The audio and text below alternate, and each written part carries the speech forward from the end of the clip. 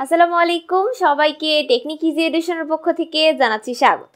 যারা এখনো আমাদের এই চ্যানেলটি সাবস্ক্রাইব করেনি তারা এখনই আমাদের এই চ্যানেলটি সাবস্ক্রাইব করে এসো। আজ আমি তোমাদের সাথে আলোচনা করব ডিজিটাল প্রযুক্তি নিয়ে। যে সেশনগুলো তোমাদের পড়ানো হয়ে গেছে সেই সেশনের আলোকে আরও একটি সেশন পড়াবো, যে সেশনটি হলো সেশন নং ৮। চলো দেখে আসি এই সেশনটিতে কি বলা হয়েছে। যে এখানে বলা হয়েছে হলো যে সেশন ৮-এ নিজেদের জন্য নিজেরাই তৈরি করি নির্দেশিকা বা গাইডলাইন, অর্থাৎ আমরা নিজেরাই নিজেদের নির্দেশিকা তৈরি করব এবং নিজেরা কিভাবে এই যে আগের যে সকল সমস্যাগুলো আমরা ফেস করেছিলাম এবং সবার সামনে পোস্টার তৈরি করে সবার সামনে এটা আলোচনা করলাম, সেই ক্ষেত্রে নিজের একটা নির্দেশিকা তৈরি করব যে আমার এই কাজগুলো করা উচিত, এই কাজগুলো করা উচিত নয়। সেই কাজগুলো আমরা দেখে আসি যে গত 6 থেকে 7টি সেশনে আমরা অনেক নতুন অভিজ্ঞতা হলো এবং এই অভিজ্ঞতার মধ্য দিয়ে নতুন অনেক কিছু আমরা কি করতে পেরেছি, জানতে পারলাম। এখন আমরা বলতে পারি ঠিক নিয়ম আর পদ্ধতি জানা থাকলে শুধু তথ্যের মাধ্যমে অনেক সমস্যার সমাধান করা সম্ভব। অর্থাৎ যদি আমার কাছে ঠিক নিয়ম এবং ঠিক পদ্ধতিতে কিছু তথ্য থাকে সেই ক্ষেত্রে আমরা নিজেরাই কি করতে পারি, নিজেরাই কিছু সমস্যার সমাধান করতে পারি এবং এর সাথে সাথে আর কি করতে পারি, আর সবাই মিলে কাজ করলে কাজটিও সহজ হয় আর আনন্দের হয়। যখন আমরা দলভিত্তিকভাবে সবাই একত্রিত হয়ে অনেকগুলো কাজ করব এবং সেই কাজগুলো কিন্তু খুব সহজেই করা যাবে এবং তার সাথে সাথে সেই কাজগুলো সহজ হবে এবং আনন্দের হবে। তবে কি বলা হয়েছে যে তবে আমরা এই অভিজ্ঞতা অর্জন করতে গিয়ে অনেক কিছু নতুন জিনিস দেখেছি এবং জেনেছি। এই নতুন যে জিনিস জেনেছি যা পরবর্তী সময় আমাদের জীবনে কাজে লাগাতে পারবো। অর্থাৎ যে সকল জিনিসগুলো আমরা জানতে পেরেছি, নতুন জিনিস, যেমন আমাদের কিভাবে আমরা একটি পোস্টার তৈরি করতে পারি বা কিভাবে গাইডলাইনের মাধ্যমে আমি সবাইকে সচেতনতা অবলম্বনের জন্য কি ধরনের পদক্ষেপ গ্রহণ করতে পারি, এইটা দিয়ে আমরা কিন্তু ভবিষ্যতে আমরা যখন আরও বড় হব তখন কোনো একটা সিচুয়েশনে, যখন এরকম সিচুয়েশন আসবে তখন আমরা কিন্তু সবাইকে আবার সচেতন করার জন্য এই সকল পদ্ধতিগুলো ব্যবহার করতে পারবো। এই কথা এখানে বলা হয়েছে। এবার আমরা সব বন্ধুরা মিলে খুঁজে বের করব আমাদের নতুন কি অভিজ্ঞতা হলো এবং সেই অভিজ্ঞতা আমরা আমাদের জীবনে কিভাবে কাজে লাগাবো। এটি হবে আমাদের নিজেদের জন্য নিজেদের তৈরি একটি নির্দেশিকা বা গাইডলাইন। অর্থাৎ আমরা এই জিনিসগুলো যে আমরা পেয়েছি, যে অভিজ্ঞতাগুলো এতক্ষণ আমরা এতগুলো সেশনে অর্থাৎ 1 থেকে 7 পর্যন্ত সেশনে যত ধরনের অভিজ্ঞতা আমরা শিখেছি বা আমাদের অভিজ্ঞতা হয়েছে, এই সকল অভিজ্ঞতার উপরে নির্দেশ করে আমরা একটা গাইডলাইন তৈরি করব, যেইটা আমাদের পরবর্তীতে আমরা এটাকে কাজে লাগাতে পারবো। সেই সকল একটা তালিকা তৈরি করব। দেখো কি বলা হয়েছে, এক্ষেত্রে একজন অথবা দুজন দায়িত্ব নেব সবার মতামতগুলো বোর্ড বা ফ্লিপ চার্ট বা একটি কাগজে লিখতে। অর্থাৎ আমরা কি করব, একটা চার্ট বোর্ড বা একটা ফ্লিপ চার্ট বা একটি কাগজে বিভিন্ন যে আমরা যে সকল অভিজ্ঞতাগুলো পেয়েছিলাম, যে আমি যে অভিজ্ঞতা সম্পূর্ণ করেছিলাম সেই সকল অভিজ্ঞতাগুলো আমি একটি কাগজে লিখব এবং আলোচনার সুবিধার জন্য কিছু উদাহরণ দেওয়া হলো। অর্থাৎ কিছু আলোচনার সুবিধার জন্য কিছু নিচে উদাহরণ দেওয়া হয়েছে। সেই উদাহরণগুলো দেখি। যে সারণী 1.5-এ কি বলা হয়েছে দেখো, যে অর্জিত অভিজ্ঞতা। প্রথমে আমাদের অর্জিত অভিজ্ঞতাগুলো জানতে হবে এবং পরবর্তীতে কিভাবে এগুলোকে কাজে লাগাবো এটা পরবর্তীতে জানতে হবে। তাহলে অর্জিত অভিজ্ঞতাগুলো আগে আমরা জেনে আসি। 1 নম্বরে বলা হয়েছে যে উপযুক্ত উৎস কি হতে পারে সেটি বুঝতে অনেক সময় ব্যয় হয়ে গেছে আমাদের। এখন আমরা কি করব, যে পরবর্তী কিভাবে এটা কাজে লাগাবো, শিক্ষক বা বড় ভাই বোন বা আত্মীয়দের কাছ থেকে জিজ্ঞাসা করে জেনে নেব যে উপযুক্ত উৎস কি হতে পারে।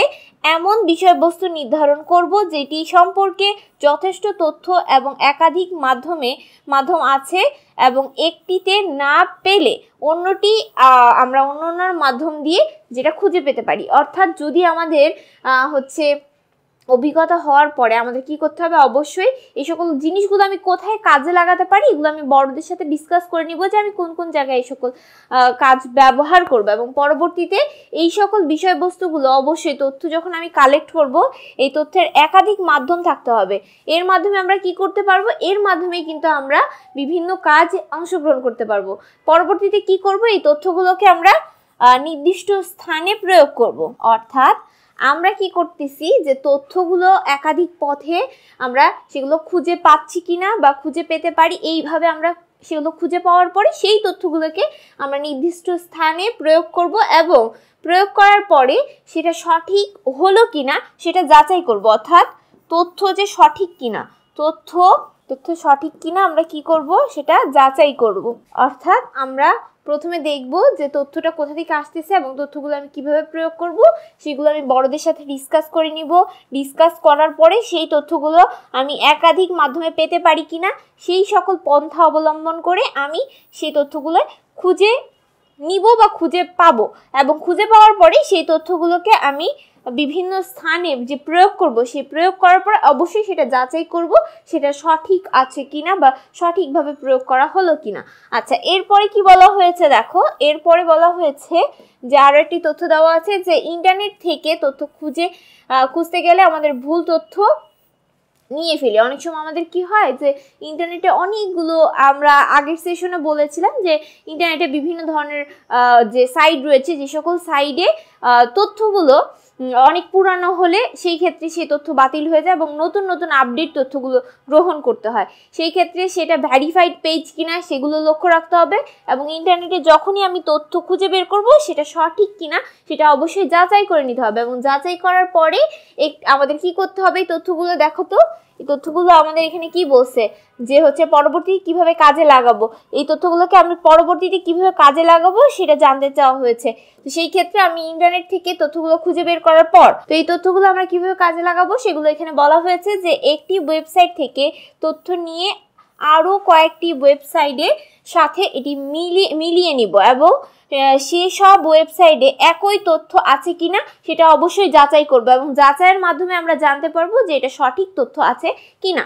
এরপরে কি বলা হয়েছে 2 নম্বরে, সবার আগে সরকারি ওয়েবসাইট বা যে ব্যক্তিগত বা প্রতিষ্ঠান বা দেশ সম্পর্কে জানতে চাই সেই প্রতিষ্ঠান, ব্যক্তি ও দেশের ওয়েবসাইট দেখব। অর্থাৎ আমাদের প্রথমে আমি যদি কোনো সরকারি ওয়েবসাইট থেকে যদি দেখতে চাই সেই ক্ষেত্রে এটা সঠিক ভেরিফাইড ওয়েবসাইট কিনা সেটা অবশ্যই যাচাই করতে হবে এবং তার সাথে সাথে যে ব্যক্তি বা প্রতিষ্ঠান বা দেশ সম্পর্কে জানতে চাই সেইখানে অবশ্যই আমাদের সেই প্রতিষ্ঠান বা ব্যক্তির ওয়েবসাইটে গিয়ে আগে দেখে আসবো যে সঠিক তথ্য সে দেয় কিনা এবং তার সাথে আরও অন্যান্য ওয়েবসাইটেরও কিন্তু সংযোগ রয়েছে এবং সেগুলো আমরা ঘুরে ঘুরে দেখে তারপরে যাচাই করে সেই তথ্যগুলো গ্রহণ করব। তো 3 নম্বরে বলা হয়েছে যে ওয়েবসাইট থেকে তথ্য নিচ্ছি সেই ওয়েবসাইটটি ওই নির্দিষ্ট বিষয়বস্তুর ওপর তথ্য দেওয়া কিনা নাকি এক সময় এক রকম তথ্য দেয় এবং কিছু তথ্য একটু বাড়িয়ে এবং ফুলিয়ে ফাঁপিয়ে বেশি আকর্ষণীয় করার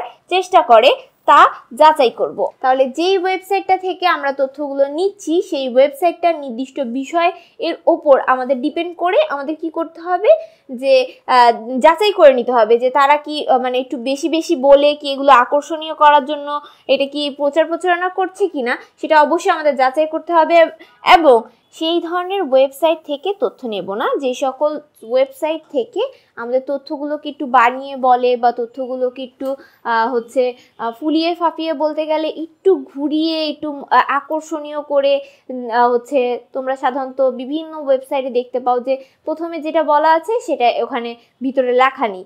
সেই ক্ষেত্রে আমরা যে পরে হতাশাগ্রস্ত হই যে আমি এই তথ্যটা নিতে এসেছিলাম কিন্তু এই তথ্যগুলো এখানে নেই। সেই ক্ষেত্রে আমরা এই সকল ওয়েবসাইট থেকে দূরে থাকবো এবং এই তথ্যগুলো নেওয়ার পরে আমরা অবশ্যই যাচাই করার জন্য সহপাঠী, বন্ধু বান্ধব এবং আত্মীয় স্বজনের কাছ থেকে পরামর্শ গ্রহণ করব। তাহলে পরবর্তী ধাপ হবে যে সহপাঠী, বন্ধু, শিক্ষক ও আত্মীয় স্বজনদের কাছ থেকে আমরা কি করব, এই তথ্যগুলো যাচাই করব। তাহলে আমরা কি করব বলতো, আমরা যে সবাই মিলে এই তথ্যগুলো নেওয়ার পর ওয়েবসাইটের সাথে তো অবশ্যই তথ্যগুলো আবারও অন্যান্য কয়েকটি ওয়েবসাইট থেকে আমরা এই তথ্যগুলো রিচেক করব, মিলিয়ে নেওয়ার পরে আমরা সহপাঠী এবং বন্ধু, শিক্ষক ও আত্মীয় স্বজনের কাছ থেকে এই তথ্যগুলো কি করব, তথ্যগুলো যাচাই করে নিব যে তারা যে ইনফরমেশনগুলো দিচ্ছে এগুলো সঠিক কিনা এবং তারপরে আমরা কি করব, সবার সামনে উপস্থাপনা করার পূর্বে সেটা আমরা নিজেরা আবারও রিচেক করে নিব বা যাচাই করে নিব। তাহলে সবার সামনে পূর্বে আচ্ছা, সবার সামনে উপস্থাপনা করার পূর্বে আমরা কি করব বলো তো? আমরা তথ্য যাচাই করব, অর্থাৎ তথ্যগুলো যাচাই করে আমরা পুনরায় এই ওয়েবসাইটগুলো বা হচ্ছে যে সকল জায়গা থেকে আমি তথ্যগুলো মানে হচ্ছে নেওয়ার চেষ্টা করেছি সেই সকল জায়গায় বিশ্বাসযোগ্য লোক কিনা এগুলো যাচাই করেই কিন্তু আমরা এই তথ্যগুলো গ্রহণ করব এবং এই তথ্যগুলো গ্রহণের মাধ্যমেই কিন্তু আমি সঠিক তথ্য পাবো এবং কোথায় কোথায় প্রয়োগ করতে পারি এই সম্পর্কেও আমরা কিন্তু ডিটেলসে জানতে পারবো। কারণ আমাদের এখানে বলাই হয়েছিল যে তো পরবর্তীতে কিভাবে এই কাজগুলো আমরা আবারও কাজে লাগাতে পারি সেই সম্পর্কে আমাদের যে হচ্ছে অর্জিত অভিজ্ঞতাগুলোকে কাজে লাগিয়ে আমরা এই সকল কাজগুলো করব এবং পরবর্তীতে আমরা এই সকল কাজ নিয়ে কিন্তু আমরা আরও বিস্তারিত জানতে পারবো। দেখো এরপরে কি বলা হয়েছে, আমরা শ্রেণীকক্ষে আলোচনার মাধ্যমে ইতিমধ্যে ভুল সংশোধন এর অনেক উপকরণ বের করে ফেলেছি। এবার আমরা সবাই যাচাই এবং এর দায়িত্বশীল ব্যবহার নিয়ে সবাই মিলে একটি পোস্টার তৈরি করব এবং উপরে আমরা যে বিষয়গুলো শনাক্ত করেছি সেগুলো নিতে হবে এবং এই পোস্টারে, অর্থাৎ আমরা যেগুলো শনাক্ত করেছি অবশ্যই এগুলো সবগুলো একটি পোস্টারে আমরা ইনক্লুড করব। পরবর্তী সময়ে আমরা নির্ধারণ করা এই বিষয়গুলো আমরা মেনে চলার চেষ্টা করব, অর্থাৎ আমরা একটা পোস্টার তৈরি করব যেই পোস্টারে আমরা নিজেদের জন্য একটি নির্দেশিকা তৈরি করব, যেই নির্দেশিকাগুলো আমরা পরবর্তীতে যখন কারো সামনে এই বিষয়গুলো নিয়ে আলোচনা করব তখন এই নির্দেশিকাগুলো সবার সামনে আলোচনা করব এবং নিজের জন্য সেটা একটি অভিজ্ঞতা এবং তার সাথে সাথে নিজের জন্য একটি বার্তা হয়ে থাকবে। এটা তো পোস্টারে আমরা গুরুত্ব দেব। 1 নম্বরে বলা হয়েছে তথ্য সংরক্ষণের সময় যা করা উচিত এবং যা না করা উচিত সেগুলোর দিকে লক্ষ্য রাখবো। 2 নম্বরে বলা হয়েছে তথ্য ব্যবহারের সময় যা করা উচিত এবং যা উচিত নয় সেগুলোর দিকেও আমরা লক্ষ্য রাখবো, অর্থাৎ যখন আমরা পোস্টারটি তথ্য গ্রহণ করব তখন সেই সময় আমাদের যা যা করণীয়, যা যা করা উচিত সেই দিকে লক্ষ্য রাখবো আর যা যা করা উচিত নয় সেগুলো লক্ষ্য রাখবো এবং ব্যবহারের সময়ও কিন্তু আমরা এগুলো লক্ষ্য রাখবো। কি কি? তথ্য গ্রহণে এবং তথ্য ব্যবহারের ক্ষেত্রে মনে রাখবো আমরা এই অভিজ্ঞতার মধ্য দিয়ে যা জানলাম তা এই পোস্টারে লিখব। কোথাও থেকে পড়ে মুখস্থ করে পোস্টারটি তৈরি করব না, অর্থাৎ আমরা যে অভিজ্ঞতাগুলো সম্পূর্ণ করেছি সেই অভিজ্ঞতার উপরে এই আলোকেই কিন্তু আমরা এই পোস্টারটি তৈরি করব এবং এই পোস্টারটি কোথাও থেকে আমি মুখস্থ করে বা কোথাও থেকে নিয়ে বা কোথাও থেকে পড়ে এই পোস্টারটি তৈরি করব না।